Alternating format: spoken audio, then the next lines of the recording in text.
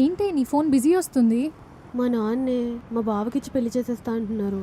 Congrats చేసేసుకో. అలా కాదే, నాకు మా బావ అంటే అస్సలు ఇష్టం లేదు.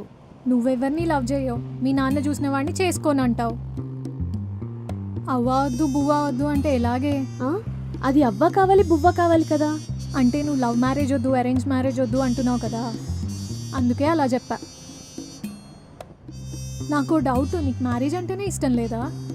చచ్చా, అలా ఏం కాదే, కానీ తను నచ్చాలి కదా. నచ్చినోడిని పెళ్లి చేసుకోవాలంటే లవ్ మ్యారేజ్లోనే అవుద్ది. ఎలాగో నీకు ఆ అదృష్టం లేదు. నా మాట విని వచ్చిన వాడినే చేసేసుకో. అదేంటి అలా అంటావు?